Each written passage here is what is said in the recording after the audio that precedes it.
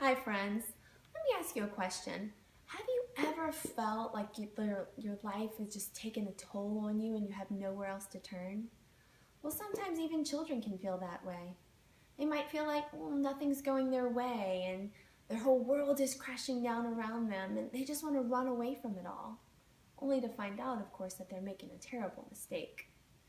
Well, today I'd like to introduce you to a remarkable award-winning book called The Higher Power of Lucky. This book was written by Susan Patron and illustrated by Matt Fallon. The Higher Power of Lucky was also the winner of the Newbery Medal in 2007. And just in case you were wondering, the Newbery Medal was named after an 18th century British bookseller named John Newbery. You see, every year this award is given to one author who has made the most distinguished contribution to American literature for children. And in this story, we can definitely see those traits. You see, the higher power of Lucky is we meet a courageous, curious little girl named Lucky Trimble, whose whole world was turned upside down with her mother's untimely death. You see, Lucky was only 8 years old when her mother died, and now she was under the care of her guardian, Brigitte. She'd never met her father before, and this fancy French lady who was taking care of her just happened to be her father's first wife.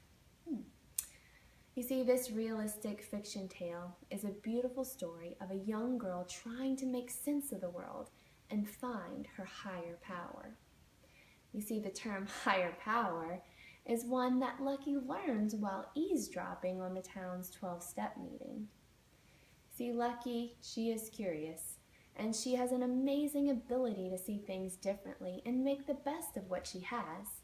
However, she is absolutely convinced with all her heart that her guardian Brigitte is homesick and is planning to go back to France and dump her in an orphanage in Los Angeles somewhere where she'll be all alone. So what does Lucky do? She plans to run away, but she runs away in the middle of a terrible dust storm in the middle of the desert. So let me ask you, will Lucky find her higher power? Will Brigitte abandon Lucky and return home to France? Will Lucky's plan to run away during the middle of a dust storm succeed or fail?